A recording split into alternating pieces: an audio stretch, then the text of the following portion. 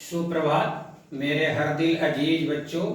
Modern शैक्षणिक समूह के ई लर्निंग कार्यक्रम में मैं मिथिलेश कुमार वर्ग सप्तम के लिए विषय सर्वनाम लेकर प्रस्तुत हुआ हूँ। सर्वनाम, सर्व का अर्थ होता है सबका, सबका नाम। जितनी चीजें हम आंखों से देखते हैं सभी का कुछ न कुछ नाम है। उन्हीं नामों के बदले सर्वनाम का प्रयोग होता है। सर्वनाम संज्ञा के बदले में आने वाले शब्द को सर्वनाम कहते हैं। सर्वनाम का प्रयोग क्यों जरूरी है, सुनिए। राम एक अच्छा लड़का है। राम पढ़ने में तेज है। राम ने कठिन परिश्रम किया है। राम को सफलता अवश्य मिलेगी। एक ही शब्द की 4 बार पुनरावृत्ति हुई जिससे सुनने वाले को यह वाक्य भद्दा लगेगा। दूसरी बार सुने। राम एक अच्छा लड़का है। वह पढ़ने में तेज है। उसने कठिन परिश्रम किया है। उसे सफलता अवश्य मिलेगी। दूसरी बार के वाक्य पहली बार की तुलना में सुंदर, प्रभावशाली दिखते हैं। सर्वनाम का यही कार्य है, पुनरुक्ति दोष से बचाता है। शब्दों की बार बार पुनरावृत्ति ना हो, इसलिए सर्वनाम का प्रयोग करते हैं। सर्वनाम की परिभाषा आपने सुन लिया।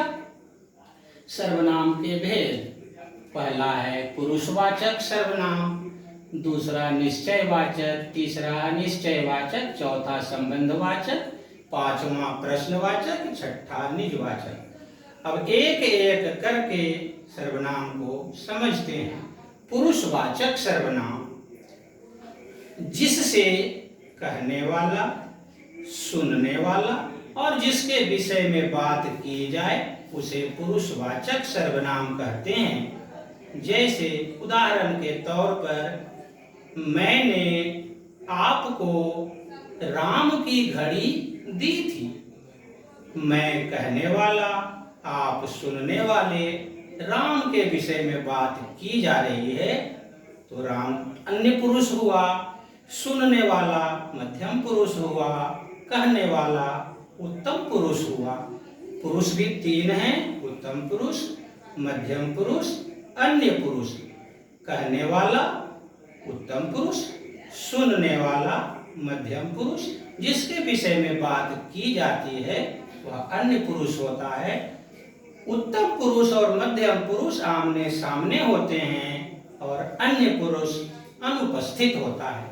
इसलिए पुरुषवाचक सर्वनाम जिससे कहने वाले, सुनने वाले और जिसके विषय में बात की जाए उसे पुरुषवाचक सर्वनाम कहते हैं। दूसरा है निश्चयवाचक सर्वनाम। निश्चयवाचक सर्वनाम निश्चितता और निकटता और दूरी का बोध कराता है। जिससे निश्चितता, निकटता और दूरी का बोध हो उसे निश्चयवाचक सर्वनाम कहते हैं। यह एक पुस्तक है, निश्चित रूप से पुस्तक है, निश्चयवाचक सर्वनाम है। वह हाथी है, निश्चित रूप से हाथी है, यह वह निश्चयवाचक सर्वनाम हुआ। अनिश्चयवाचक सर्वनाम, जिससे अनिश्चितता का बोध हो उसे अनिश्चयवाचक सर्वनाम कहेंगे। कोई, कुछ, कोई दरवाजे पर है, अनिश्चितता है। कुछ पानी में तैर रहा है, अनिश्चितता है। अनिश्चयवाचक सर्वनाम में कोई और कुछ, कोई प्राणीवाचक है, कुछ अप्राणीवाचक है।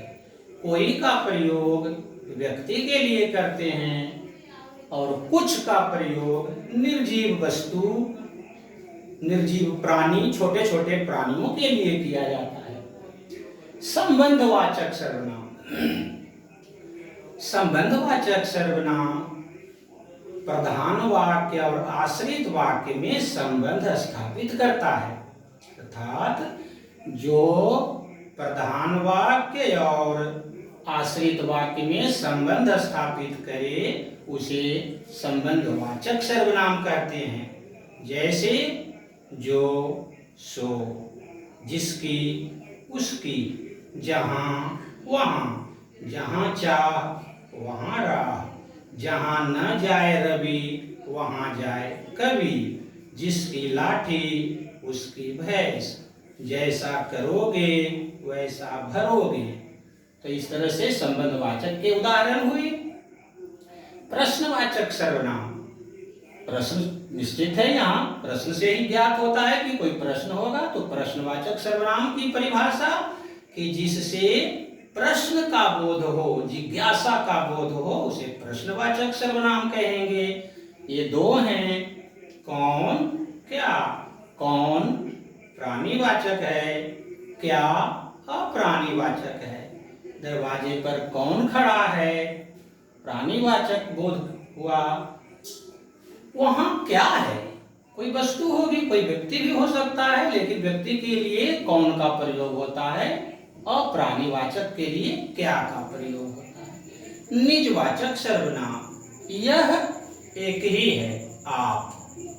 आप निजवाचक सर्वनाम है, जिससे निज या स्वयं का बोध हो उसे निजवाचक सर्वनाम कहेंगे। जैसे मैं स्वयं चला जाऊंगा, वह अपने आप चला गया, दरवाजा अपने आप बंद हो गया। यह निजवाचक सर्वनाम हुआ। बच्चों, सर्वनाम की संख्या कितनी है? वैसे तो सर्वनाम की संख्या 150 से 200 के बीच है, परंतु हमें मूल सर्वनाम को जानना है। मूल सर्वनाम 11 हैं, बस मात्र 11 हैं मूल सर्वनाम। बाकी सर्वनाम उन्हीं सर्वनाम से उत्पन्न हुए हैं, उनकी उत्पत्ति उन सर्वनामों से हुई है। जैसे आप यहाँ देख रहे हो, सर्वनाम की कारक रचना, कारक के आधार पर सर्वनाम की रचना हुई है। इसमें एक ही सर्वनाम है मैं, ये मूल सर्वनाम है। बाकी सर्वनाम की उत्पत्ति इससे हुई है, मैं से। तो इसी तरह से और भी सर्वनाम की संख्या बढ़ते जाएगी, परंतु हमें उधर देखना नहीं है। बाकी सर्वनाम की तो उत्पत्ति होती है। कर्ता ने तो मैंने एक वचन, हमने बहुवचन, कर्म को तो मुझको बहुवचन में हमको, करण से इधर मुझसे एक वचन, बहुवचन हमसे। इस तरह से सर्वनाम की उत्पत्ति हुई है। मूल सर्वनाम 11 कौन है? मैं, तू, आप, यह, वह, जो, सो, कौन, क्या, कोई, कुछ। बस यही 11 मूल सर्वनाम है। बाकी सर्वनामों की उत्पत्ति इस रूप में कारक की रचना करने पर अपने आप हो जाती है। आप खुद भी देख लेंगे तो समझ जाएंगे। थोड़ी सी निजवाचक सर्वनाम के बारे में चर्चा करनी है। आप निजवाचक सर्वनाम है, परंतु आप पुरुषवाचक सर्वनाम भी है। आप का प्रयोग अन्य पुरुष के लिए भी होता है, वैसे आपका प्रयोग मध्यम पुरुष के लिए होता है। और निजवाचक में आपका प्रयोग एक ही है, आप निजवाचक है, आप मध्यम पुरुष है, आप अन्य पुरुष है। जैसे महात्मा गांधी हमारे राष्ट्रपिता हैं, आपका जन्म गुजरात में हुआ था। ये जो आप यहाँ पर आया, महात्मा गांधी के लिए आया, तो ये अन्य पुरुष हुआ। एक बात और कहनी है, निश्चयवाचक सर्वनाम। निश्चयवाचक सर्वनाम यह और वह, ये दो निश्चयवाचक सर्वनाम हैं, यह वह, परंतु यह और वह पुरुषवाचक भी है। ध्यान रखेंगे, जब व्यक्ति या वस्तु हमारे सामने होगा तब वह निश्चयवाचक होगा। जब हमसे दूर होगा अर्थात अनुपस्थित होगा तब वो पुरुषवाचक होगा। उदाहरण देखते हैं, दूध स्वास्थ्य के लिए लाभदायक है, इसे पीना चाहिए। यहाँ सिर्फ दूध की चर्चा हो रही है, दूध हमारे पास उपस्थित नहीं है, इसलिए यह पुरुषवाचक सर्वनाम हुआ। परंतु दूसरी बार इस दूध को पी लो, यह बहुत मीठा है, तब यह निश्चितता का बोध करा रहा है, दूध हमारे सामने है। तो इस भ्रम को हम लोग दूर कर लेंगे। और एक बात और कहनी थी, पुरुषवाचक निश्चयवाचक की संख्या मात्र 2 है, अनिश्चयवाचक की संख्या 2 है। कोई और कुछ, संबंधवाचक जो सो, प्रश्नवाचक 2 हैं, कौन क्या, निजवाचक आप। प्रश्नवाचक में क्या, क्या एक ऐसा शब्द है जो प्रश्न का तो बोध कराता ही है, परंतु व्यंग आश्चर्य का भी बोध कराता है। जैसे, अरे भ्रष्ट नेता के क्या कहने, व्यंग हुआ। मैं क्या टाटा बिरला हूं, नकारात्मक भाव हुआ। अरे वाह, ताज का क्या कहना, प्रशंसा का भाव हुआ।